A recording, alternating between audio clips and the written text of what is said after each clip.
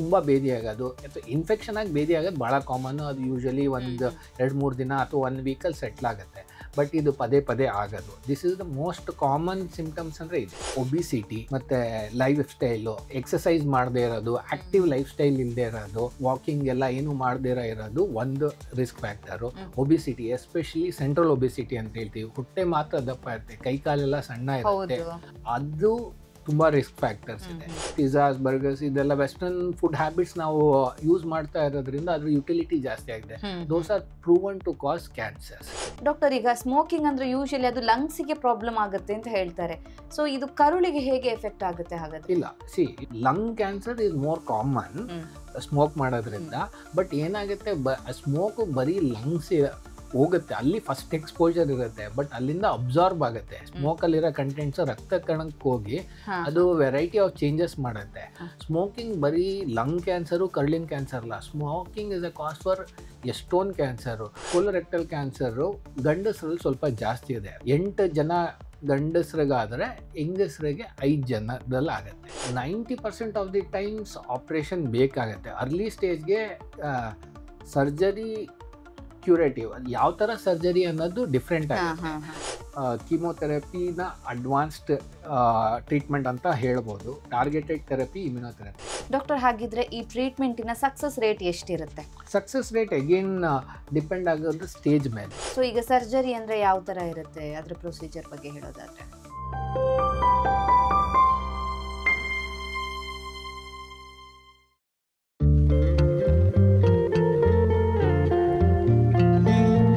ನಮಸ್ತೆ, ನೀವು ನೋಡ್ತಾ ಇದ್ದೀರಾ ವಿಜಯ ಕರ್ನಾಟಕ. ನಾನು ರಕ್ಷಾ ಕೋಟ್ಯಾನ್. ನಮ್ಮ ದೇಹದ ಹೊರಭಾಗದಲ್ಲಿ ಏನೇ ಸಮಸ್ಯೆಗಳು ಉಂಟಾದ್ರೂ ಕೂಡ ನಮಗೆ ತಕ್ಷಣಕ್ಕೆ ಅದು ಕಾಣಿಸ್ಕೊಳ್ಳುತ್ತೆ, ಹಾಗೇನೆ ಗೊತ್ತಾಗುತ್ತೆ. ಆದರೆ ನಮ್ಮ ಬಾಡಿಯ ಒಳಗಡೆ ಏನಾದರೂ ಪ್ರಾಬ್ಲಮ್ ಆಯಿತು, ಚೇಂಜಸ್ ಆಯಿತು ಅಂತ ಹೇಳಿದ್ರೆ ನಮಗೆ ತಕ್ಷಣಕ್ಕೆ ಗೊತ್ತಾಗೋದಿಲ್ಲ. ಹೀಗಾಗಿನೇ ಹಲವಾರು ಆರೋಗ್ಯ ಸಮಸ್ಯೆಗಳು ಹೆಚ್ಚಾಗಿ ನಮ್ಮನ್ನು ಕಾಡೋದಕ್ಕೆ ಆರಂಭ ಆಗುತ್ತೆ. ಹೀಗಾಗಿ ನಮ್ಮ ಹೊಟ್ಟೆಯ ಒಳಗಡೆ ಉಂಟಾಗುವಂಥ ಮೇಜರ್ ಹೆಲ್ತ್ ಪ್ರಾಬ್ಲಮ್ನಲ್ಲಿ ಕೊಲೋನ್ ಕ್ಯಾನ್ಸರ್ ಅಥವಾ ಕರುಳಿನ ಕ್ಯಾನ್ಸರ್ ಕೂಡ ಒಂದು. ನಮ್ಮ ಜೀರ್ಣಾಂಗ ವ್ಯವಸ್ಥೆ ಸರಿಯಾಗಿರ್ಬೇಕು ಅಂತ ಹೇಳಿದ್ರೆ ಕರುಳಿನ ಪಾತ್ರ ತುಂಬಾನೇ ಮುಖ್ಯ ಆಗಿರುತ್ತೆ. ಒಂದು ವೇಳೆ ಈ ಕರುಳಿನಲ್ಲೇ ಏನಾದರೂ ಪ್ರಾಬ್ಲಮ್ ಉಂಟಾಯಿತು ಅಥವಾ ಕ್ಯಾನ್ಸರ್ ಉಂಟಾಯಿತು ಅಂತ ಹೇಳಿದ್ರೆ ಇದಕ್ಕೆ ಚಿಕಿತ್ಸೆ ಯಾವ ರೀತಿಯಾಗಿರುತ್ತೆ, ಯಾವ ಕಾರಣಕ್ಕೋಸ್ಕರ ಈ ಕರುಳಿನ ಕ್ಯಾನ್ಸರ್ ಬರುತ್ತೆ ಅನ್ನೋದ್ರ ಬಗ್ಗೆ ಹೆಚ್ಚಿನ ಮಾಹಿತಿನ ತಿಳಿಸ್ಕೊಡೋದಕ್ಕೆ ಇವತ್ತು ನಮ್ಮ ಜೊತೆ ಇದ್ದಾರೆ doctor Yashwant R, consultant surgical oncologist, Apollo hospital, Bangalore. Doctor, ಕಾರ್ಯಕ್ರಮಕ್ಕೆ ಸ್ವಾಗತ. Thank you. ಡಾಕ್ಟರ್, ಈ ಕರುಳಿನ ಕ್ಯಾನ್ಸರ್ ಅನ್ನುವಂಥದ್ದು ಹೆಚ್ಚಿನ ಜನರಿಗೆ ಗೊತ್ತಿರ್ಲಿಕ್ಕಿಲ್ವೇನೋ, ಯಾಕಂದ್ರೆ ಕ್ಯಾನ್ಸರ್ ಅಂದ ತಕ್ಷಣ ಅವರು ಬೇರೆಲ್ಲ ಅಂಗಾಂಗಗಳ ಬಗ್ಗೆ ಯೋಚನೆ ಮಾಡ್ತಾರೆ. ಸೊ ಈ ಕರುಳಿನ ಕ್ಯಾನ್ಸರ್ ಅಂತ ಹೇಳಿದ್ರೆ ಏನು, ಈ ಸಂದರ್ಭದಲ್ಲಿ ನಮ್ಮ ಕರುಳಿನಲ್ಲಿ ಏನೆಲ್ಲ ಚೇಂಜಸ್ ಆಗುತ್ತೆ? ಕ್ಯಾನ್ಸರ್ ಅಂದರೆ ಏನಂದರೆ ನಮ್ಮ ಶರೀರದಲ್ಲಿ ಡೈಲಿ ಪ್ರತಿ ಕ್ಷಣ ಹೊಸ ಸೆಲ್ಸ್ ಪ್ರೊಡ್ಯೂಸ್ ಆಗ್ತಾ ಇರುತ್ತೆ. ಹಳೆ ವಯಸ್ಸಾಗಿರೋ ಸೆಲ್ಸು ಸತ್ತಿ ಅದು ಡಿಸ್ಕಾರ್ಡ್ ಆಗ್ತಾ ಇರುತ್ತೆ. ಅದು ನಮ್ಮ ಕೂದಲಿರ್ಬೋದು, ನಮ್ಮ ಚರ್ಮ ಇರ್ಬೋದು. ಅದೇ ಥರ ಕರುಳಿನಲ್ಲೂ ಒಂದು ಲೈನಿಂಗ್ ಇರುತ್ತೆ, ಅದು ಡೈಲಿ ಹೊಸ ಸೆಲ್ಸ್ ಪ್ರೊಡ್ಯೂಸ್ ಆಗ್ತಾ ಇರುತ್ತೆ, ಹಳೆ ಸೆಲ್ಸ್ ಸಾಯ್ತಾ ಇರುತ್ತೆ. ಇದ್ರ ಒಂದು ಬ್ಯಾಲೆನ್ಸಲ್ಲಿ ನಡೀತಾ ಇರುತ್ತೆ. ಫಾರ್ ಏನೋ ಒಂದು ಕಾರಣಕ್ಕೋಸ್ಕರ ಶರೀರನ ಆಂತರಿಕ ಅಥವಾ ಎಕ್ಸ್ಟರ್ನಲ್ ಸ್ಟಿಮ್ಯುಲಸ್ಸಿಂದ ಈ ಬ್ಯಾಲೆನ್ಸ್ ಮಿಸ್ ಆದಾಗ ಅದು ಸೆಲ್ಸು ಸಾಯೋದಿಲ್ಲ, ಹೊಸ ಸೆಲ್ಸ್ ಪ್ರೊಡ್ಯೂಸ್ ಆಗಿರೋ ಹಳೆ ಸೆಲ್ಸ್ ಸಾಯ್ದಿರೋ ಅದು ಕ್ಯಾನ್ಸರ್ ಆಗಿ ತಿರ್ಕೊಳುತ್ತೆ. ಇದನ್ನು ಅನ್ವಾಂಟೆಡ್ ಸೆಲ್ಸ್ನ ಕ್ಯಾನ್ಸರ್ ಅಂತ ಹೇಳ್ಬೋದು. ಅದೇ ಥರ ಕರುಳಿನಲ್ಲೂ ಇದು ಕ್ಯಾನ್ಸರ್ ಆದಾಗ ಅದು ಹೇಗೆ ಕಾಣುತ್ತೆ ಅಂದರೆ ಒಂದು ಹುಣ್ಣು ಥರ ಕಾಣ್ಬೋದು ಅಥವಾ ಒಂದು ಟ್ಯೂಮರ್ ಅಥವಾ ಗೆಡ್ಡೆ ಥರ ಕಾಣಿಸುತ್ತೆ. ಅದು ಆಚೆಗಡೆ ಗೊತ್ತಾಗೋದಿಲ್ಲ, ಬಟ್ ಅದರಿಂದ ಕೆಲವು ಸಿಂಪ್ಟಮ್ಸ್ ಬರುತ್ತೆ. ಇದನ್ನು ಕರುಳಿನ ಕ್ಯಾನ್ಸರ್ ಅಂತ ಹೇಳ್ತೇವೆ. ಓಕೆ, ಅಂದರೆ ಈಗ ಕರುಳಿನ ಕ್ಯಾನ್ಸರ್ ಬಂದಿರೋ ಟೈಮಲ್ಲಿ ಕರುಳಿನಲ್ಲಿ ಏನಾದರೂ ಆಗುವಂಥ ಡೈಲಿ ಪ್ರೊಸೀಜರ್ ಇರುತ್ತಲ್ಲ, ಈಗ ನಾವು ಫುಡ್ ತಗೊಳ್ತೀವಿ, ಅದು ಜೀರ್ಣ ಆಗುತ್ತೆ, ಬೇಕಾಗಿರೋ ಅಂಶಗಳು ನಮ್ಮ ಬಾಡಿ ಹೀರ್ಕೊಳ್ಳುತ್ತೆ, ಇಲ್ಲೇನಾದರೂ ಚೇಂಜಸ್ ಆಗುತ್ತಾ, ಹೇಗೆ? ಹೌದು, ಇದನ್ನು ಕೆಲವು ಸಿಂಪ್ಟಮ್ಸ್ ಅಂತ ಹೇಳ್ತೀವಿ. ಸಿಂಪ್ಟಮ್ಸ್ ಅಂದರೆ ಪೇಷಂಟ್ಗೆ ಗೊತ್ತಾಗೋದು ಅಥವಾ ಆ ಮನುಷ್ಯರ ಇನ್ನೂ ಪೇಷಂಟ್ ಆಗೋ ಇರೋದಿಲ್ಲ, ಅವ್ರಿಗೆ ಗೊತ್ತಾಗೋ ಅಂಥದ್ದು ಸಿಂಪ್ಟಮ್ಸ್. ಅಂದರೆ ಮೋಸ್ಟ್ ಕಾಮನ್ಲಿ ಏನು ಅಂದರೆ ನಾವು ಡೈಲಿ ಮೋಷನ್ ಪಾಸ್ ಮಾಡೋದು ಫ್ರೀಕ್ವೆನ್ಸಿ ಚೇಂಜ್ ಆಗುತ್ತೆ. ಅಂದರೆ ಅದು ಲಾಂಗ್ ಟೈಮ್ಗಾಗತ್ತೆ. ಒಂದೊಂದ್ಸರಿ ಯೂಶಲಿ ದಿನಕ್ಕೆ 1 ದಿನ ಅಥವಾ 2 ದಿನಕ್ಕೆ ಒಂದ್ಸರಿ ಸ್ಟೂಲ್ಸ್ ಪಾಸ್ ಮಾಡೋರು ಇರ್ತಾರೆ, ಅಥವಾ 1 ದಿನಕ್ಕೆ 2 ಸರಿ 3 ಸರಿ, ಅದು ಕಾಮನ್ ಇರುತ್ತೆ, ಅವ್ರಿಗೆ ಅದು ರುಟೀನ್ ಇರುತ್ತೆ. ಬಟ್ ಆ ರುಟೀನ್ ಚೇಂಜ್ ಆಗುತ್ತೆ. ಅಂದರೆ ವಾರಗಟ್ಟಲೆ ಮೋಷನ್ ಆಗದೆ ಇರೋದು, ಕೆಲವು ದಿನಗಳ ಮೋಷನ್ನು, ಅಥವಾ ತುಂಬ ಬೇದಿ ಆಗೋದು ಅಥವಾ ಇನ್ಫೆಕ್ಷನ್ ಆಗಿ ಬೇದಿ ಆಗೋದು ಭಾಳ ಕಾಮನ್ನು. ಅದು ಯೂಶಲಿ ಒಂದು 2-3 ದಿನ ಅಥವಾ 1 ವೀಕಲ್ಲಿ ಸೆಟ್ಲ್ ಆಗುತ್ತೆ. ಬಟ್ ಇದು ಪದೇ ಪದೇ ಆಗೋದು, this is the most common symptoms ಅಂದರೆ ಇದು.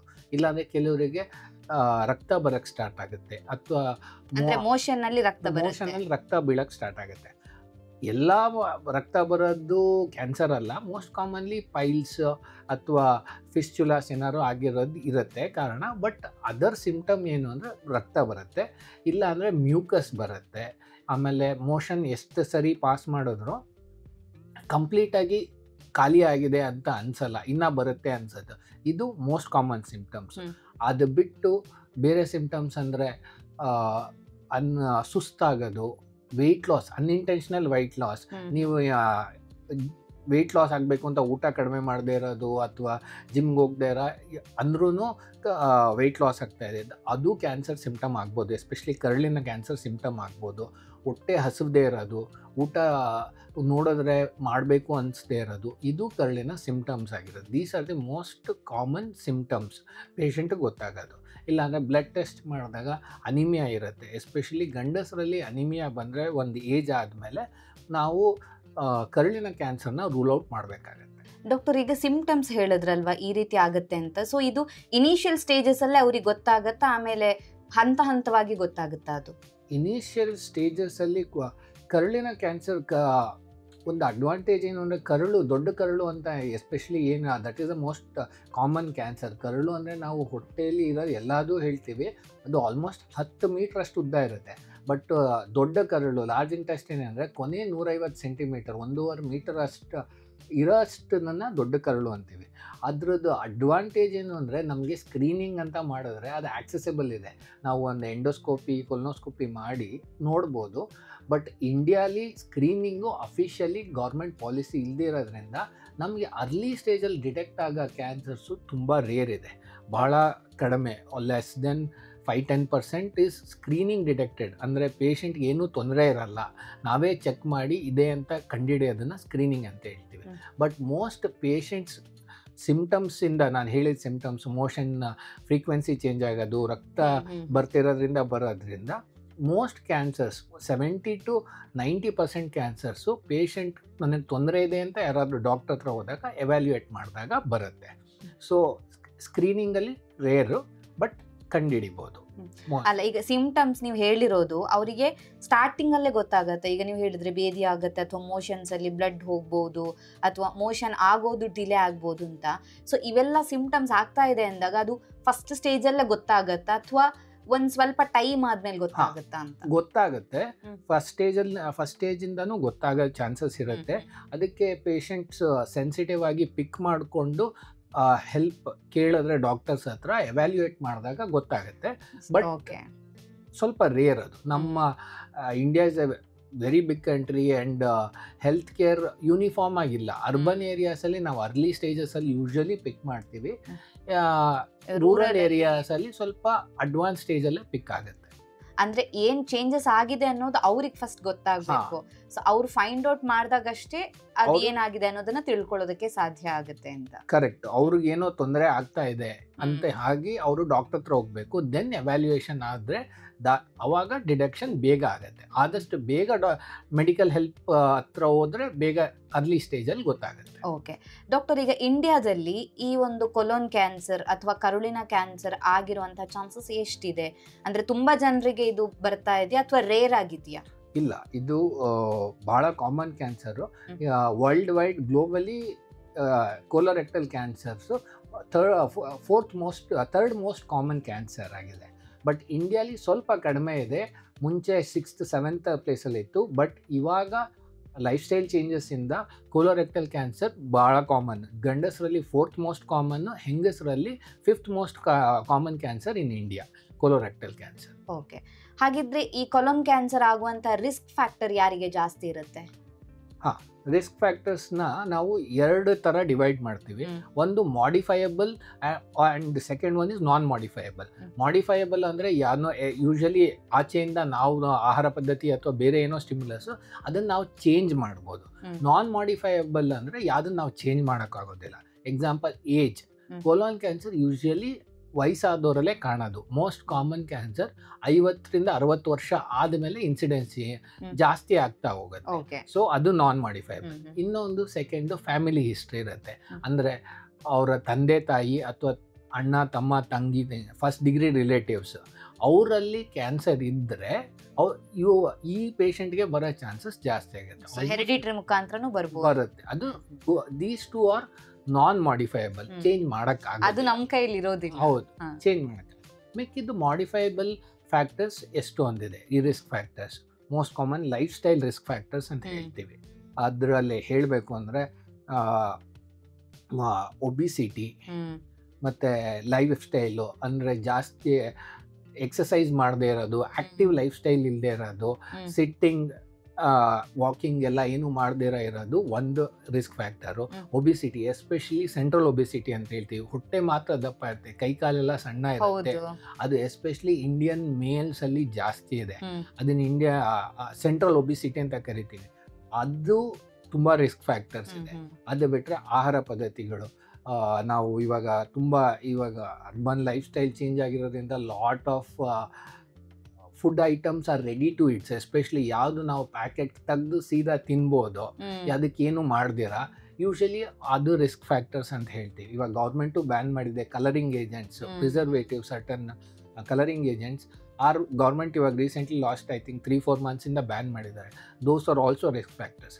ಅದು ಬಿಟ್ಟು ಫ್ರೆಶ್ ಫ್ರೂಟ್ಸ್ ತಿಂದೇ ಇರೋದು, ವೆಜಿಟೇಬಲ್ಸ್ ತಿಂದೇ ಇರೋದು, ಆಮೇಲೆ ಜಾಸ್ತಿ ಶುಗರ್ ಕಂಟೆಂಟ್ ಇರೋದು ಫುಡ್ಸ್ ತಿನ್ನೋದು, ಇದೆಲ್ಲ ಕರುಳಿನ ಕ್ಯಾನ್ಸರ್ದು ರಿಸ್ಕ್ ಫ್ಯಾಕ್ಟರ್ಸ್ ತುಂಬ ಜಾಸ್ತಿ ಮಾಡುತ್ತೆ.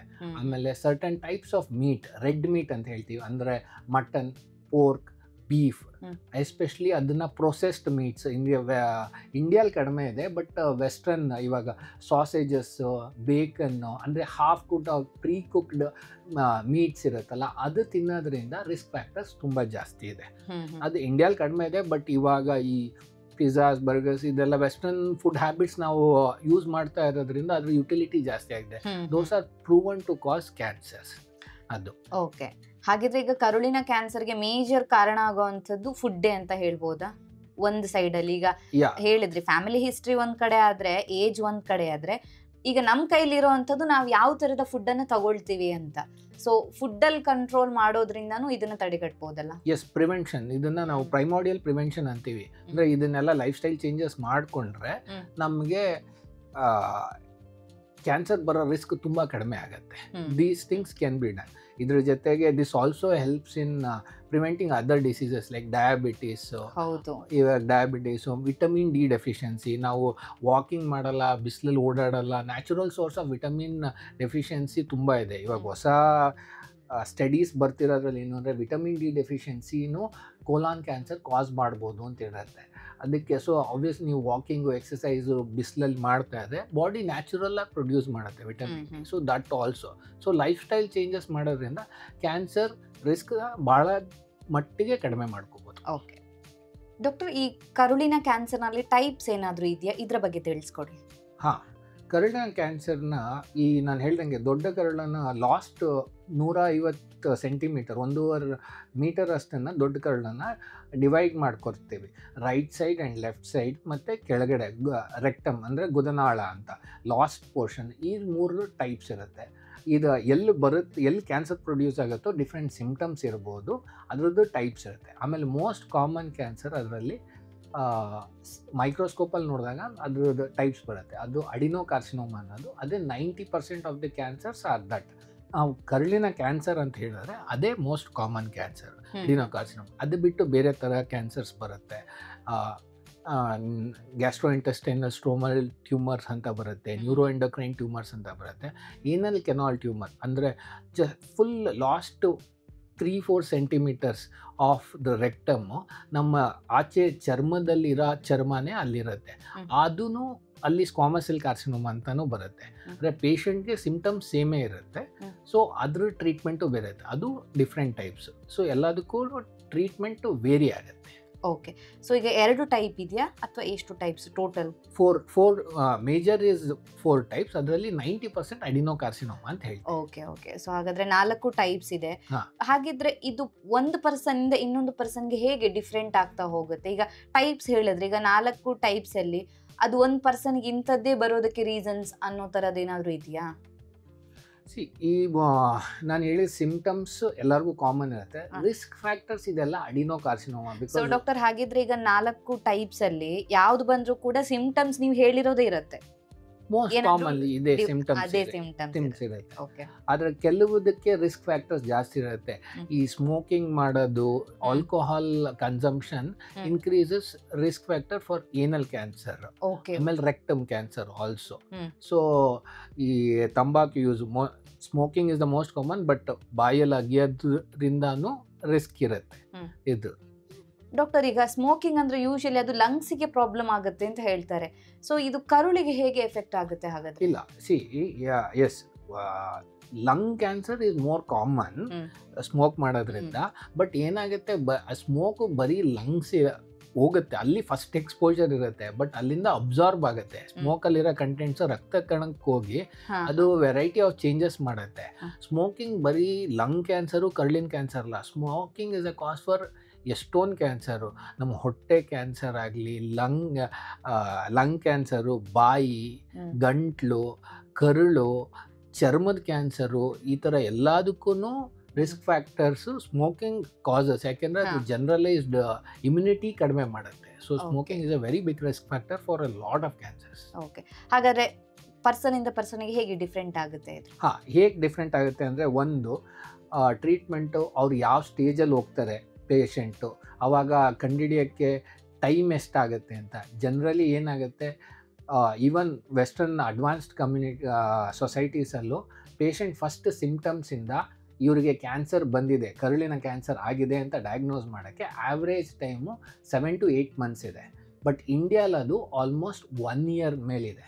ಸೊ ರೂರಲ್ ಏರಿಯಾಸಲ್ಲಿ ಸ್ವಲ್ಪ ಜಾಸ್ತಿ ಇದೆ, ಅರ್ಬನ್ ಏರಿಯಾಸಲ್ಲಿ ಜಾಸ್ತಿ ಇದೆ. ಸೊ ಒಂದು, ಅವ್ರು ಬಂದಾಗ ಯಾವ ಸ್ಟೇಜಲ್ಲಿ ಇದ್ದಾರೆ ಅನ್ನೋದು ಡಿಫ್ರೆಂಟ್ ಇರುತ್ತೆ. ಆಮೇಲೆ 2 ಪೇಷಂಟ್ಗೆ ಒಂದೇ ಥರ ಕ್ಯಾನ್ಸರ್ ಒಂದೇ ಜಾಗದಲ್ಲಿ ಬಂದರೆ ಆವಾಗ ಅವ್ರ ವಯಸ್ಸು, ಅವ್ರ ರಿಸ್ಕ್ ಫ್ಯಾಕ್ಟರ್ಸು, ಅವ್ರಿಗೆ ಯಾವ್ಯಾವ ಟ್ರೀಟ್ಮೆಂಟ್ ಕೊಟ್ಟರೆ ಏನೇನು ರಿಸ್ಕ್ ಆಗುತ್ತೆ ಅನ್ನೋದ್ರ ಮೇಲೆ ಅವ್ರಿಗೆ ಅದು ಡಿಫ್ರೆಂಟ್ ಆಗುತ್ತೆ. ಆಮೇಲೆ ಕೋಲಾನಲ್ಲಿ ಯಾವ ಕಡೆ ರೈಟ್ ಸೈಡಲ್ಲಿ ಇದೆಯಾ, ಲೆಫ್ಟ್ ಸೈಡಲ್ಲಿ ಇದೆಯಾ, ಕೆಳಗಡೆ ರೆಕ್ಟಮಲ್ಲಿ ಇದೆಯಾ, ಗುದನಾಳ ಅಂತ ಏನು ಹೇಳ್ತೀವಿ, ರೆಕ್ಟಮಲ್ಲಿ ಅಲ್ಲಿದೆಯಾ, ಅದ್ರ ಮೇಲೂ ಡಿಫರ್ ಆಗುತ್ತೆ. ಸೊ ಟ್ರೀಟ್ಮೆಂಟ್ ಬೇರೆ ಬೇರೆ ಆಗುತ್ತೆ. ಓಕೆ. ಈಗ ನೀವು ಆಗಲೇ ಮಾತಾಡ್ತಾ ಹೇಳಿದ್ರಿ ವಯಸ್ಸು ಇದಕ್ಕೆ ಮ್ಯಾಟ್ರ್ ಆಗುತ್ತೆ, 50 ಮೇಲೆ ಇರೋರಿಗೆ ರಿಸ್ಕ್ ಇರುತ್ತೆ ಅಂತ. ಸೊ ಗಂಡಸರಲ್ಲೇ ಜಾಸ್ತಿ ಇರುತ್ತೆ ಅಥವಾ ಹೆಂಗಸರಲ್ಲೇ ಜಾಸ್ತಿ ಇರುತ್ತೆ ಅನ್ನೋದು ಆ ಥರ ಏನಾದರೂ ಇದೆಯಾ ಡಾಕ್ಟರ್? ಹೌದು. ಕೋಲೋರೆಕ್ಟಲ್ ಕ್ಯಾನ್ಸರು ಗಂಡಸರಲ್ಲಿ ಸ್ವಲ್ಪ ಜಾಸ್ತಿ ಇದೆ. ಅಂದರೆ 1.64:1 ಅಂತ ರೇಷಿಯೋ ಹೇಳ್ತೀವಿ. ಅಂದರೆ 8 ಜನ ಗಂಡಸರಿಗಾದರೆ ಹೆಂಗಸರಿಗೆ 5 ಜನದಲ್ಲಿ ಆಗುತ್ತೆ. ಆಮೇಲೆ ಗಂಡಸಲ್ಲಿ ಯೂಶಲಿ ಯಂಗರ್ ಏಜಲ್ಲಿ ಆಗುತ್ತೆ, ಅರೌಂಡ್ 45 to 55 ಅರೌಂಡ್ ಏಜಲ್ಲಿ ಯೂಶಲಿ ಡಿಟೆಕ್ಟ್ ಆಗುತ್ತೆ. ಸ್ಪೆಸಿಫಿಕ್ ಅಲ್ಲ, ಇದೆಲ್ಲ ಸ್ಟ್ಯಾಟಿಸ್ಟಿಕ್ಸಲ್ಲಿ. ಸೊ ಗಂಡಸಿಗೆ ಯೂಶಲಿ ಜಾಸ್ತಿ ರಿಸ್ಕ್ ಇದೆ, maybe because life style changes, smoking, alcohol consumption is a bit higher ಗಂಡಸರಲ್ಲಿ, ಅದಿರ್ಬೋದು. ಆಮೇಲೆ that is a risk factor ಗಂಡಸರಲ್ಲಿ.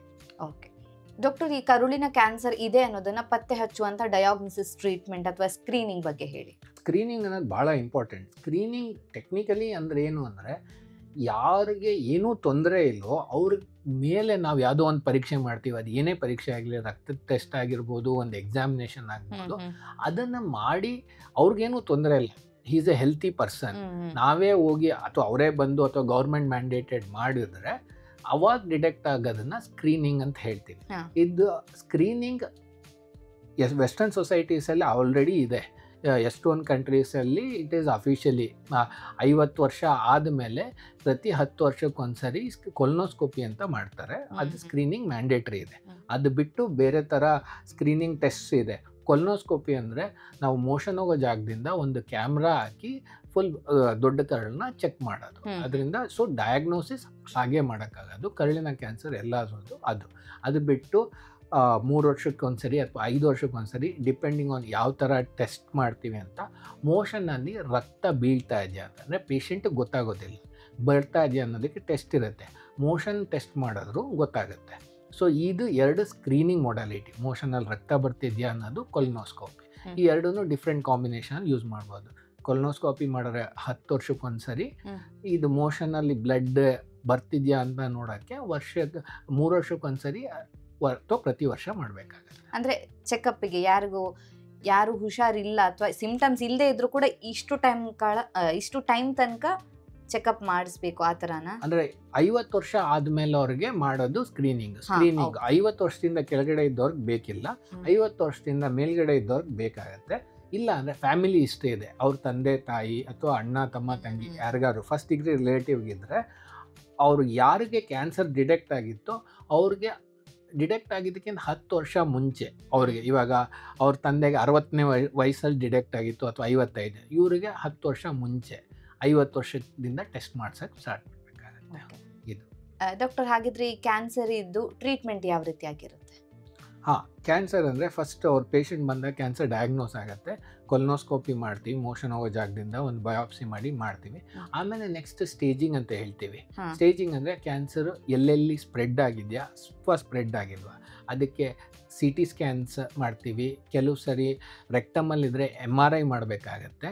ತುಂಬ ರೇರ್ ಆಗಿ PET ಸ್ಕ್ಯಾನ್ಸ್ ಕೂಡ ಬರುತ್ತೆ, ಅದು ಫುಲ್ ಬಾಡಿ ಕವರ್ ಆಗುತ್ತೆ. ಎಲ್ಲ ಕಡೆ ಬೇರೆ ಕಡೆ ಏನಾದರೂ ಸ್ಪ್ರೆಡ್ ಆಗಿದೆಯಾ, ಲಿವರ್ಗೆ ಸ್ಪ್ರೆಡ್ ಆಗಿದೆಯಾ ಅಥವಾ ಕರಳಲ್ಲೇ ಇದೆಯಾ ಅನ್ನೋದನ್ನು ಸ್ಟೇಜ್ ಅಂತ ಮಾಡ್ತೀವಿ. ಅದು ಸ್ಟೇಜ್ ಅಂತ ಬಂದಾದಮೇಲೆ ಆ ಸ್ಟೇಜ್ ಅಕಾರ್ಡಿಂಗ್ಲಿ ಟ್ರೀಟ್ಮೆಂಟ್ ಡಿಫ್ರೆಂಟ್ ಆಗುತ್ತೆ. ಎಲ್ಲಿದೆ, ಕರಳಲ್ಲಿ ಬಲಗಡೆ ಇದೆಯಾ, ಎಡಗಡೆ ಕರಳಲ್ಲಿದೆಯಾ, ರೆಕ್ಟಮಲ್ಲಿದೆಯಾ, ಆ ಥರ ಎಲ್ಲ ಡಿಸೈಡ್ ಮಾಡಿ ಒಂದು ಸ್ಟೇಜ್ ಮಾಡಿ ಆಮೇಲೆ ಟ್ರೀಟ್ಮೆಂಟ್ ಡಿಸೈಡ್ ಮಾಡಿ. ಟ್ರೀಟ್ಮೆಂಟ್ ಅಂತ ಹೇಳಿದ್ರೆ ಈಗ ಬೇರೆ ಯಾವುದಾದ್ರೂ ಪ್ರಾಬ್ಲಮ್ ಇದ್ದಾಗ ಮೆಡಿಸಿನಲ್ಲೇ ಸ್ಟಾರ್ಟಿಂಗ್ ಸ್ಟೇಜಲ್ಲಿ ಕ್ಯೂರ್ ಮಾಡ್ತಾರೆ. ಸೊ ಈ ಕರುಳಿನ ಕ್ಯಾನ್ಸರಲ್ಲಿ ಸ್ಟಾರ್ಟಿಂಗ್ ಸ್ಟೇಜಲ್ಲೇ ಗೊತ್ತಾಯಿತು ಅಂದಾಗ ಮೆಡಿಸಿನಲ್ಲಿ ಕ್ಯೂರ್ ಮಾಡೋಕ್ಕಾಗುತ್ತಾ ಅಥವಾ ಆಪರೇಷನ್ ಬೇಕೇ ಬೇಕಾ?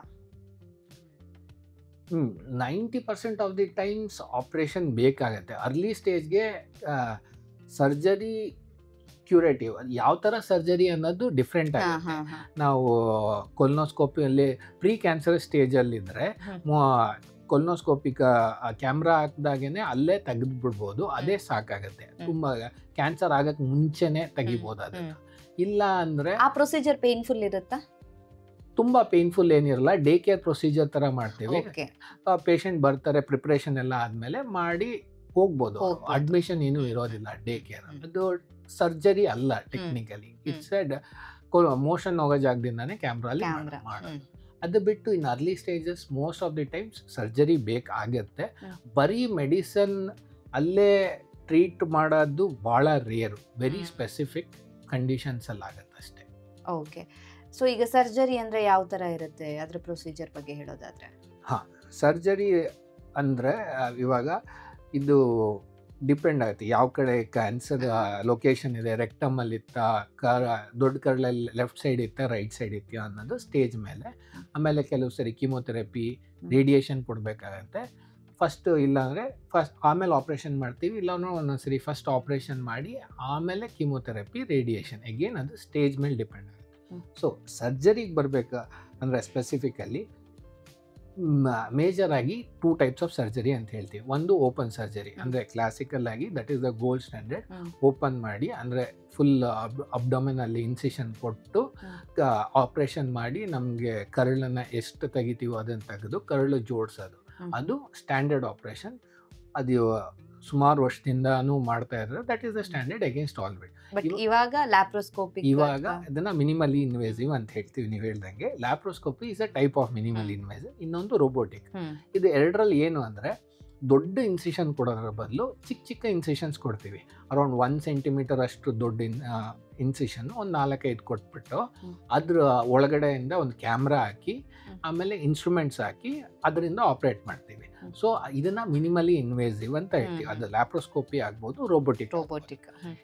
ಲ್ಯಾಪ್ರೋಸ್ಕೋಪಿ ಸುಮಾರು ಒಂದು 20-25 ವರ್ಷದಿಂದ ಸ್ಟ್ಯಾಂಡರ್ಡೈಸ್ ಆಗಿದೆ. ರೋಬೋಟಿಕ್ ಪ್ರಾಬ್ಲಿ ಒಂದು 8-10 ಇಯರ್ಸ್ ಮೇಲಿಂದ, ಅರೌಂಡ್ 10 ಇಯರ್ಸಿಂದ ಅದು ಬಂದಿದೆ. ಬಟ್ ರೋಬೋಟಿಕ್ ಎಲ್ಲ ಅಡ್ವಾನ್ಸ್ಡ್. ಇವಾಗ ತುಂಬ ಟೆಕ್ನಾಲಜಿ ಅಡ್ವಾನ್ಸ್ ಆಗಿರೋದ್ರಿಂದ it's very useful for patients. ಬೇಗ ಸರ್ಜರಿ ಆಗುತ್ತೆ, ರಕ್ತಸ್ರಾವ ತುಂಬ ಕಡಿಮೆ ಆಗುತ್ತೆ, ರಿಕವರಿನೂ ಬೇಗನೆ ತುಂಬ ಬೇಗ ರಿಕವರ್ ಆಗ್ತಾರೆ, ಡಿಸ್ಚಾರ್ಜ್ ಬೇಗ ಆಗ್ತಾರೆ, ಊಟ ಮಾಡೋಕ್ಕೆ ಸ್ಟಾರ್ಟ್ ಮಾಡೋದು ಬೇಗ ಆಗುತ್ತೆ, ಆಮೇಲೆ ಮೋಷನ್ ಬೇಗ ಪಾಸ್ ಮಾಡ್ತಾರೆ, ಡಿಸ್ಚಾರ್ಜ್ ಬೇಗ ಆಗ್ತಾರೆ. ಆಮೇಲೆ ನಮಗೆ ರೋಬೋಟಿಕ್ಕು ಮತ್ತು ಲ್ಯಾಪ್ರೋಸ್ಕೋಪಿಲಿ ಮ್ಯಾಗ್ನಿಫೈಡ್ ವ್ಯೂ ಸಿಗುತ್ತೆ, ಅಂದರೆ 10 times bigger we can see. So ಬಹಳ ಪ್ರಿಸೈಸ್ ಆಗಿ ನಾವು ಆಪರೇಷನ್ ಮಾಡ್ಬೋದು. ಸೊ ಎಕ್ಸಾಕ್ಟ್ಲಿ ಅಲ್ಲಿ ಏನಾಗಿದೆ ಅನ್ನೋದು ಕ್ಯಾಮ್ರಾದಲ್ಲೂ ಕಾಣಿಸುತ್ತೆ. ಹೌದು. ಆಮೇಲೆ ಇವಾಗ ರೇಡಿಯೇಷನ್ನು ಬಂದಿರೋದ್ರಿಂದ, ರೇಡಿಯೇಷನಲ್ಲೂ ಅಡ್ವಾನ್ಸ್ಡ್ ಟೆಕ್ನಾಲಜೀಸ್ ಬಂದಿರೋದ್ರಿಂದ ರೆಕ್ಟಮಲ್ಲಿ ಕ್ಯಾನ್ಸರ್ ಆದಾಗ ಬಹಳ ಸರಿ ಮುಂಚೆ ಫುಲ್ ರೆಕ್ಟಮನ್ನೇ ತೆಗೆದುಬಿಟ್ಟು ನಾವು ಸ್ಟೋಮ್ ಅಂತ ಪರ್ಮನೆಂಟ್ ಮೋಷನ್ ಕರಳನ್ನು ಇಲ್ಲಿ ಒಂದು ಹೊಟ್ಟೆ ಮೇಲೆ ತಂದು ಆಚೆ ಇಡ್ತಿದ್ವಿ, ಅಲ್ಲಿಂದಾನೇ ಮೋಷನ್ ಬರೋದು, ಅದು ಪರ್ಮನೆಂಟ್ ಆಗಿರೋದು ಲೈಫ್ ಟೈಮ್. ಇವಾಗ ರೇಡಿಯೇಷನ್ನು ಮತ್ತು ರೋಬೋಟಿಕ್ ಸರ್ಜರೀಸ್ ಬಂದಿರೋದ್ರಿಂದ ಲಾಟ್ ಆಫ್ ಟೈಮ್ಸ್ ಪೇಷಂಟ್ಸ್ಗೆ ಆ ಮೋಷನ್ ಪರ್ಮನೆಂಟಾಗಿ ಸ್ಟೋಮಾ ಮಾಡೋದನ್ನು ಅವಾಯ್ಡ್ ಮಾಡ್ಬೋದು ನಮಗೆ. These are very good technologies which have come up in the last few years. Doctor, ಈ ಟ್ರೀಟ್ಮೆಂಟಲ್ಲಿ ಕೀಮೋಥೆರಪಿ ಹಾಗೆಯೇ ರೇಡಿಯೇಷನ್ ಥೆರಪಿ ಹೇಗೆ ವರ್ಕ್ ಆಗುತ್ತೆ? Chemotherapy and radiation therapy is essential part of colorectal cancer treatment ನಮಗೆ. Especially second stage ಅಥವಾ third stage, ಕ್ಯಾನ್ಸರಲ್ಲಿ 4 stage ಇರುತ್ತೆ. Usually first ಸ್ಟೇಜ್ಗೆ surgery ಸಾಕಾಗುತ್ತೆ. ಫೋರ್ತ್ ಸ್ಟೇಜಲ್ಲಿ ಸರ್ಜರಿಗಿಂತ ಟ್ರೀಟ್ಮೆಂಟು ಕೀಮೋಥೆರಪಿಲಿ ಜಾಸ್ತಿ ಆಗುತ್ತೆ. ಥರ್ಡ್ ಸ್ಟೇಜು ಸೆಕೆಂಡ್ ಸ್ಟೇಜಲ್ಲಿ ಕೀಮೋಥೆರಪಿ ಬೇಕಾಗುತ್ತೆ. ರೆಕ್ಟಮಲ್ಲಿ ಎಸ್ಪೆಷಲಿ ರೇಡಿಯೇಷನ್ನು ಯೂಸ್ ಆಗುತ್ತೆ. ಇದು ಎರಡು ಏನು 3 ಥರ ಯೂಸ್ ಮಾಡ್ತೀವಿ ನಾವು. ಸ್ವಲ್ಪ ಅಡ್ವಾನ್ಸ್ ಸ್ಟೇಜಲ್ಲಿದ್ದರೆ ಫಸ್ಟೇ ಕೀಮೋಥೆರಪಿ ಕೊಟ್ಟು ಟ್ಯೂಮರ್ನ ಚಿಕ್ಕದು ಮಾಡ್ಬೋದು. ಚಿಕ್ಕದು ಮಾಡಿ ಆಮೇಲೆ ಅದ್ರ ಜೊತೆಗೆ ರೇಡಿಯೇಷನ್ ಬೇಕಾದ್ರೆ ಎಸ್ಪೆಷಲಿ ರೆಕ್ಟಮಲ್ಲಿ ಕೊಟ್ಟು ಚಿಕ್ಕದು ಮಾಡಿ ಕಡಿಮೆ ಆಪ್ರೇಷನ್ ಮಾಡಿ ಸ್ಟೋಮಾ ಮಾಡೋದೇರನ್ನು ಪ್ರಿಸರ್ವ್ ಮಾಡ್ಬೋದು. ಇನ್ನೂ ಇದು first role. Second role operation ಆಗಿದೆ, ನಮಗೆ ಅದು ಫಸ್ಟ್ ಸ್ಟೇಜ್ ಅಂತ ಆಪ್ರೇಷನ್ ಮಾಡಿರ್ತೀವಿ ಸ್ಟೇಜಿಂಗಲ್ಲಿ. ಆಮೇಲೆ ಅದು ಟೆಸ್ಟ್ಗೆ ಹೋದಾಗ ಅದು ಲಿಂಫ್ ನೋಡ್ಸ್ಗೆಲ್ಲ ಸ್ಪ್ರೆಡ್ ಆಗಿರುತ್ತೆ ಅಂತ ಅವಾಗ ವಾಪಸ್ ಬರಬಾರ್ದು ಅಂತ ಕೂಡ ಕೀಮೋಥೆರಪಿ ಕೊಡ್ತೇವೆ. ಸೊ ಕೀಮೋಥೆರಪಿ ರೋಲ್ ಆಪ್ರೇಷನ್ ಮುಂಚೆನೂ ಇದೆ, ಆಪ್ರೇಷನ್ ಆದಮೇಲೂ ಇದೆ. ಫೋರ್ತ್ ಸ್ಟೇಜಲ್ಲಿ most of the time treatment is by just chemotherapy. Radiation ಮತ್ತು ಸರ್ಜರಿ ರೋಲ್ ಕಡಿಮೆ ಆಗುತ್ತೆ. ಓಕೆ. ಸೊ ರೇಡಿಯೇಷನ್ನ ಕೊಡುವಂಥದ್ದು ಸ್ಟಾರ್ಟಿಂಗ್ ಅಲ್ಲ, ಯೂಶಲಿ ಸೆಕೆಂಡ್ ಸ್ಟೇಜ್ ಅಥವಾ ಥರ್ಡ್ ಸ್ಟೇಜು ರೆಕ್ಟಮಲ್ಲಿ ರೇಡಿಯೇಷನ್ ಕೊಡ್ತೇವೆ.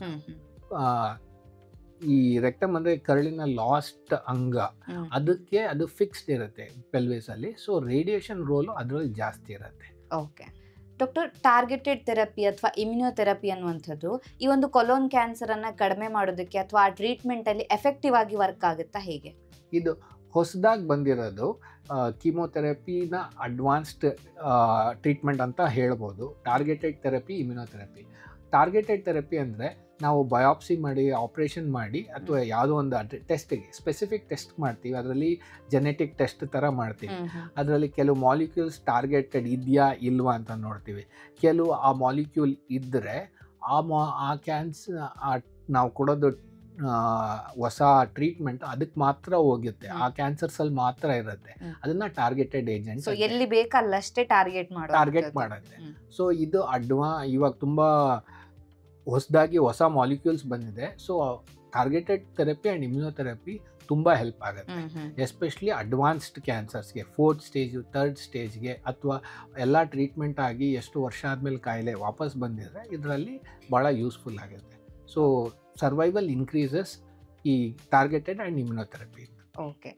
ಇಮ್ಯುನೋಥೆರಪಿ ಅಂತ ಹೇಳಿದ್ರೆ ಅವರಿಗೆ ಇಮ್ಯುನಿಟಿ ಸಿಸ್ಟಮ್ನ ಬೂಸ್ಟ್ ಮಾಡ್ತಾರಾ, ಹೇಗೆ? ಇಮ್ಯುನೋಥೆರಪಿ ಅಂದರೆ ಎಸ್, ಆ ಥರ ಹೇಳ್ಬೋದು. You can say like that. Innate immunity ಅಂದರೆ ಬಾಡಿ ಇಮ್ಯುನಿಟಿ ಸ್ವಲ್ಪ ಇನ್ಕ್ರೀಸ್ ಮಾಡುತ್ತೆ, ಅಥವಾ ಲೋಕಲ್ ಟ್ಯೂಮರ್ ಇಮ್ಯುನಿಟಿ ಡಿಕ್ರೀಸ್ ಮಾಡ್ತಾರೆ, ಸೊ ದಟ್ ಬಾಡಿನೇ ಫೈಟ್ ಮಾಡುತ್ತೆ ಅಂತ. ಸೊ ಆದರೆ ಇಮ್ಯುನೋಥೆರಪಿ ಯೂಶಲಿ ಒಂದೇ ಕೊಡಲ್ಲ, ಅದ್ರ ಜೊತೆಗೆ ಬೇರೆ ಏಜೆಂಟ್ಸ್ ಕೊಡ್ತಾರೆ. ಕೀಮೋಥೆರಪಿ, ರೆಗ್ಯುಲರ್ ಕೀಮೋಥೆರಪಿನೂ ಕೊಡಬೇಕಾಗತ್ತೆ. ಆ್ಯಂಡ್ ಇದೆಲ್ಲ ಅಡ್ವಾನ್ಸ್ ಸ್ಟೇಜಸ್ಸಲ್ಲಿ, ಅರ್ಲಿ ಸ್ಟೇಜಸ್ಸಲ್ಲಿ ಬೇಕಾಗುತ್ತೆ. ಓಕೆ. ಸೊ ಹಾಗಿದ್ರೆ ಈ ಕೀಮೋಥೆರಪಿ ಅಥವಾ ರೇಡಿಯೇಷನ್ ಥೆರಪಿ, ಇಮ್ಯುನೋಥೆರಪಿ ಅಂದರೆ ಒಂದಾದ್ಮೇಲೆ ಒಂದು ಕೊಡೋದು ಅಥವಾ ಒಂದೇ ಪೇಷಂಟಿಗೆ ಆಗಾಗ ಕೊಡ್ತಾನೆ ಇರ್ತಾರೆ, ಹೇಗೆ? ಇಲ್ಲ, ಒಂದೇ ಸರಿ ಎಲ್ಲ ಒಟ್ಟಿಗೆ ಆಗೋದಿಲ್ಲ. ಕೀಮೋಥೆರಪಿ, ರೇಡಿಯೇಷನ್ ಕಂಬೈನ್ ಮಾಡ್ತಾರೆ. ಬಟ್ ಸರ್ಜರಿ ಈಸ್ ಆಲ್ವೇಸ್ ಎಲ್ಲ ಇಲ್ಲ ಸರ್ಜರಿ ಆದಮೇಲೆ ಕಿಮೊಥೆರಪಿ ಕೊಡ್ತೀವಿ, ಇಲ್ಲ ಕೆಲವು ಸ್ಟೇಜಸಲ್ಲಿ ಜಾಸ್ತಿ ಇದೆ ಫಸ್ಟೇ ಕಿಮೊಥೆರಪಿ ಕೊಟ್ಟು ಆಮೇಲೆ ಸರ್ಜರಿ ಮಾಡ್ತೀವಿ. ಯೂಶಲಿ ಒಂದಾದ್ಮೇಲೆ ಒಂದೇ. ಓಕೆ, ಹಾಗಿದ್ರೆ ಟ್ರೀಟ್ಮೆಂಟಲ್ಲಿ ಇದನ್ನು ಬಿಟ್ಟು ಬೇರೆ ಏನಾದರೂ ಅಡ್ವಾನ್ಸ್ ಟ್ರೀಟ್ಮೆಂಟ್ಸ್ ಇದೆಯಾ? ಎಸ್, ಇವಾಗ ಸರ್ಜರಿಲಿ ಅಡ್ವಾನ್ಸ್ ಟ್ರೀಟ್ಮೆಂಟ್ ಒಂದು ನಾವು ರೋಬೋಟಿಕ್ ಅಂತ ಹೇಳ್ತಿದ್ವಿ, ಅದರಲ್ಲಿ ಬಂದಿದೆ. ಅದರಲ್ಲಿ ಇವಾಗ ಇನ್ನೊಂದೇ ಬಂದಿದೆ, ಇನ್ಫ್ರಾರೆಡ್ ಇಮೇಜಿಂಗ್ ಅಂತ ಬಂದಿದೆ. ಅದನ್ನು ಯೂಸ್ ಮಾಡಿ ನಾವು ನರ್ವ್ಸ್ನೆಲ್ಲ ಪ್ರಿಸರ್ವ್ ಮಾಡ್ಬೋದು. ಅಂದರೆ ಕೆಲವು ಸರಿ ಅಲ್ಲಿ ನಾವು ಮೋಷನ್ಗೆ ಹೋಗೋ ಯೂರಿನ್ನು ಮತ್ತು ಮೋಷನ್ ಕಂಟ್ರೋಲ್ ಮಾಡೋ ನರ್ವ್ಸು ನಾವು ಆಪ್ರೇಷನ್ ಮಾಡೋ ಏರಿಯಲ್ಲಿ ತುಂಬ ಕ್ಲೋಸ್ ಆಗಿರುತ್ತೆ. ಇದನ್ನೆಲ್ಲ ಯೂಸ್ ಮಾಡಿ ಆ ನರ್ವ್ಸ್ನೆಲ್ಲ ಪ್ರಿಸರ್ವ್ ಮಾಡ್ಬೋದು ಒಂದು. ಇನ್ನೊಂದು ತುಂಬ ಹೊಸದು ಬಂದಿದೆ, ಟ್ಯಾಮಿಸ್ ಅಂತ ಹೇಳ್ತೀವಿ, ಟ್ರಾನ್ಸ್ಏನಲ್ ಮಿನಿಮಲಿ ಇನ್ವೇಸಿವ್ ಸರ್ಜರಿ. ಅಂದರೆ ಇದು ಮೋಷನ್ ಹೋಗೋ ಜಾಗದಲ್ಲೇ ಒಂದು ಇನ್ಸ್ಟ್ರೂಮೆಂಟ್ ಹಾಕಿ ಈ ಆಚೆ ಚರ್ಮದ ಮೇಲೆ ಹೊಟ್ಟೆ ಮೇಲೆ ಏನೂ ಆಪ್ರೇಷನ್ ಮಾಡಿದ್ರೆ ಒಳಗಡೆಯಿಂದನೇ ಕರ್ಳನ್ನು ತೆಗಿಬೋದು.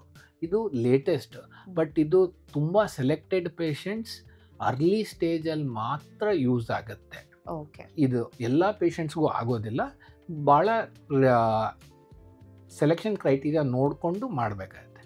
ಇದೊಂದು. ಇನ್ನೊಂದು ಹೊಸ್ದಾಗಿ ಬಂದಿರೋದು, ಇದು ತುಂಬ ರೇರರು.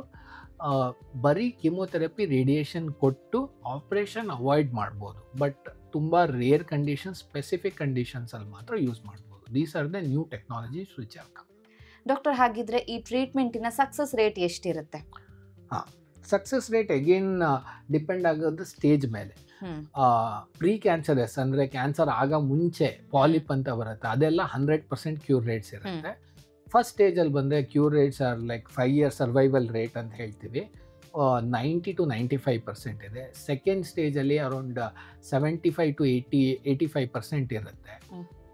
ಥರ್ಡ್ ಸ್ಟೇಜಲ್ಲಿ ಅರೌಂಡ್ 60% ಸರ್ವೈವಲ್ ರೇಟ್ ಅಂತ ಹೇಳ್ತೀವಿ. ಫೋರ್ತ್ ಸ್ಟೇಜ್, ಲಾಸ್ಟ್ ಸ್ಟೇಜ್, ಅಂದರೆ ಎಲ್ಲ ಕಡೆ ಸ್ಪ್ರೆಡ್ ಆಗಿದ್ರು 10 to 15% ಸರ್ವೈವಲ್ ರೇಟ್ ಇರುತ್ತೆ. ಸೊ ಈಗ ಎಲ್ಲ ಕಡೆ ಸ್ಪ್ರೆಡ್ ಆಗಿದೆ ಅಂದರೆ ಕರುಳನ್ನು ಬಿಟ್ಟು ಬೇರೆ ಪಾರ್ಟಿಗೆ ಸ್ಪ್ರೆಡ್ ಆಗಿರುತ್ತಾ? ಹೌದು, ಮೋಸ್ಟ್ ಕಾಮನ್ಲಿ ಲಿವರ್ಗೆ ಹೋಗುತ್ತೆ. ಕರುಳಿನ ಕ್ಯಾನ್ಸರ್ ಲಿವರ್ಗೆ ಹೋಗುತ್ತೆ.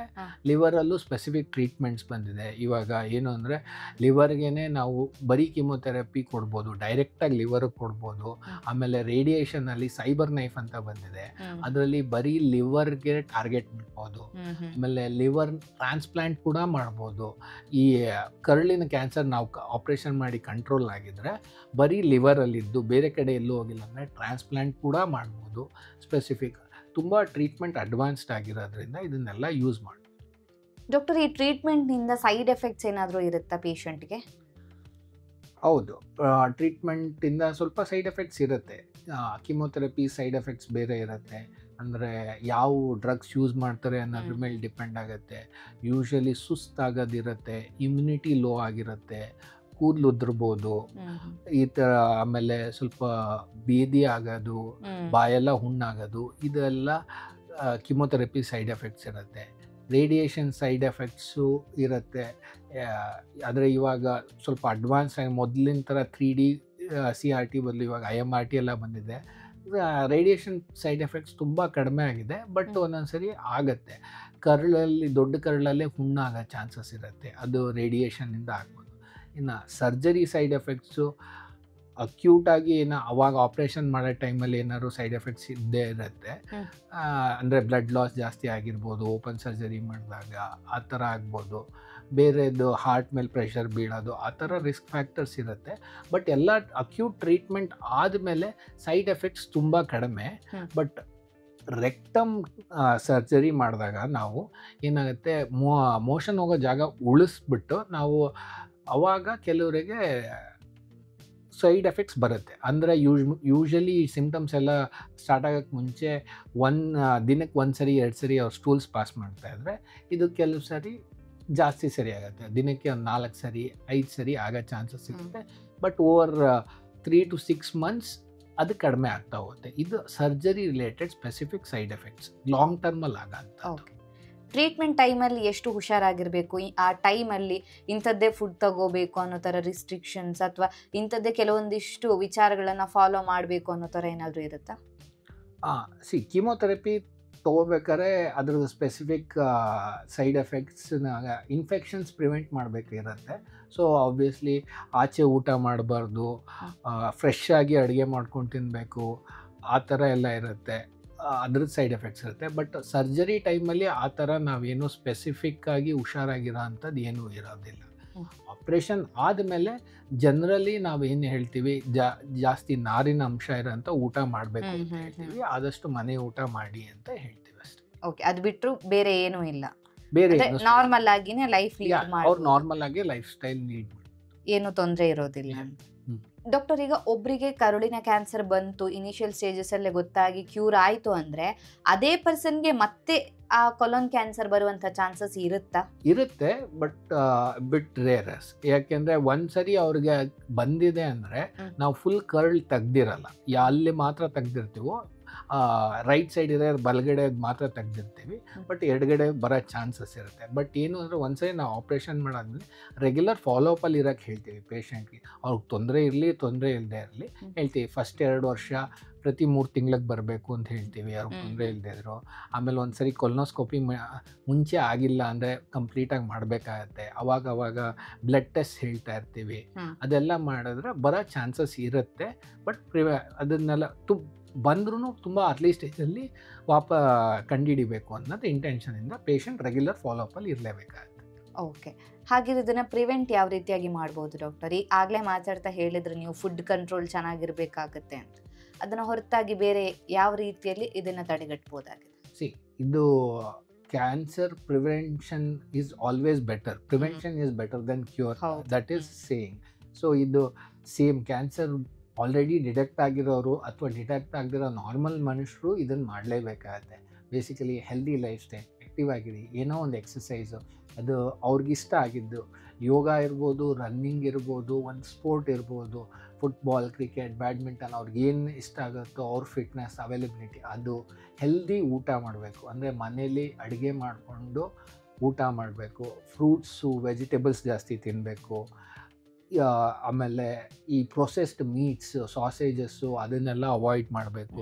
ಈ ಥರ ಇದನ್ನೆಲ್ಲ ಅವಾಯ್ಡ್ ಮಾಡಿದ್ರೆ and if possible above 50 years screening ಮಾಡಿಸ್ಕೊಂಡ್ರೆ that is better. Okay doctor, ಕೊನೆಯದಾಗಿ ಏನು ಹೇಳೋಕ್ಕೆ ಇಷ್ಟಪಡ್ತೀರಾ? ಕೊನೆಯದಾಗಿ ಕೋಲೋರೆಕ್ಟಲ್ ಕರುಳಿನ cancer is a treatable cancer. It is not ಒಂದ್ಸರಿ ಬಂದಿದೆ ಅಂದರೆ ಅದಕ್ಕೆ ತುಂಬ ಟ್ರೀಟ್ಮೆಂಟ್ ಆಪ್ಷನ್ಸ್ ಇದೆ. ಅದು ಸರ್ಜರಿಲಾಗ್ಬೋದು, ಕೀಮೊಥೆರಪಿಲಿ ಇರ್ಬೋದು, ರೇಡಿಯೇಷನಲ್ಲಿ ಇರ್ಬೋದು. ಹೆದರೋದು ಬೇಡ. ಬಂದರೆ ಆದಷ್ಟು ಬೇಗ ಟ್ರೀಟ್ಮೆಂಟು, ಚೆನ್ನಾಗಿ ಟ್ರೀಟ್ಮೆಂಟ್ ಕೊಡ್ಬೋದು ಎಲ್ಲ. ಅದು ಬಿಟ್ಟು ಪೇಷಂಟ್ಸು ಏನಾದ್ರು ಸಿಮ್ಟಮ್ಸ್ ಬಂದಿದ ತಕ್ಷಣ ಆದಷ್ಟು ಬೇಗ ಹೆಲ್ತ್ ಕೇರ್ ಪ್ರೊಫೆಷ್ನಲ್ಸ್ ಹತ್ರ ಹೋಗಿ ಹೆಲ್ಪ್ ತೊಗೊಂಡ್ರೆ ಅರ್ಲಿ ಸ್ಟೇಜಲ್ಲಿ ಡಿಟೆಕ್ಟ್ ಆಗುತ್ತೆ. ನಾನು ಹೇಳ್ದಂಗೆ ಅರ್ಲಿ ಸ್ಟೇಜಲ್ಲಿ ಡಿಟೆಕ್ಟ್ ಆದರೆ ಕ್ಯೂರ್ ರೇಟ್ಸ್ ತುಂಬ ಇಂಪ್ರೂವ್ ಆಗುತ್ತೆ. ಸೊ ಕೋಲೋರೆಕ್ಟಲ್ ಕ್ಯಾನ್ಸರ್ಗೆ ಟ್ರೀಟ್ಮೆಂಟ್ ಚೆನ್ನಾಗಿದೆ. ಪ್ಲೀಸ್ ಯಾರೂ ಏನೂ ಹೆದರೋದು ಬೇಕಿರಲ್ಲ. ಸೊ ಟ್ರೀಟ್ಮೆಂಟ್ ಆಪ್ಷನ್ಸ್ ಮಾಡ್ಬೋದು. ಬಟ್ ಎಂಡ್ ಹೇಳಬೇಕು ಅಂದರೆ prevention is better then cure. Have a healthy life style that prevents you from probably having cancer. Okay, so medical ಫೀಲ್ಡಲ್ಲಿ ಟೆಕ್ನಾಲಜಿ ತುಂಬ ಮುಂದುವರೆದಿದೆ. ಹಾಗಾಗಿ ಕೊಲೊನ್ ಕ್ಯಾನ್ಸರ್ ಬಂತು ಅಂದ ತಕ್ಷಣ ಅಥವಾ ಅದು ಪಾಸಿಟಿವ್ ಆಯಿತು ಅಂದ ತಕ್ಷಣ ಭಯ ಪಡುವಂಥ ಅವಶ್ಯಕತೆ ಇಲ್ಲ. ಸೊ ಟ್ರೀಟ್ಮೆಂಟ್ ಅವೈಲಬಿಲಿಟಿ ಇದೆ. ಸೊ ಕರೆಕ್ಟ್ ಟೈಮ್ಗೆ ಟ್ರೀಟ್ಮೆಂಟ್ ತಗೊಂಡ್ರೆ, ಸ್ಕ್ರೀನಿಂಗ್ ಆದರೆ ಅದನ್ನು ಗುಣಪಡಿಸೋದಕ್ಕೆ ಸಾಧ್ಯ ಆಗುತ್ತೆ ಅಂತ. Thank you so much doctor. ನಮ್ಮ ಇವತ್ತಿನ ಕಾರ್ಯಕ್ರಮದಲ್ಲಿ ಕೊಲೊನ್ ಕ್ಯಾನ್ಸರ್ ಅಂದರೆ ಏನು, ಅದಕ್ಕೆ ಮುಖ್ಯವಾಗಿ ಭಯ ಪಡಬಾರ್ದು ಅಂತ ಹೇಳಿದ್ದೀರಾ. ಸೊ ಒಂದು ಧೈರ್ಯವನ್ನು ತುಂಬಿದ್ದೀರಾ. ಅದ್ರ ಜೊತೆಗೆ ಫುಡ್ ಸಿಸ್ಟಮನ್ನು ನಾವು ಯಾವ ರೀತಿಯಾಗಿ ಕರೆಕ್ಟ್ ಮಾಡ್ಕೋಬೇಕಾಗತ್ತೆ, ಫಿಸಿಕಲ್ ಆ್ಯಕ್ಟಿವಿಟಿನ ಎಷ್ಟು ಚೆನ್ನಾಗಿ ನಾವು ಇಂಪ್ರೂವ್ ಮಾಡ್ಕೋಬೇಕಾಗುತ್ತೆ ಅನ್ನೋದನ್ನು ತಿಳಿಸ್ಕೊಟ್ಟಿದ್ದೀರಾ. Thank you so much doctor. Thank you. ಆರೋಗ್ಯಕ್ಕೆ ಸಂಬಂಧಿಸಿದಂಥ ಹೆಚ್ಚಿನ ವಿಡಿಯೋಗಳನ್ನು ನಮ್ಮ ವಿಜಯ ಕರ್ನಾಟಕ ಪೇಜ್ನಲ್ಲಿ ನೀವು ನೋಡಬಹುದು.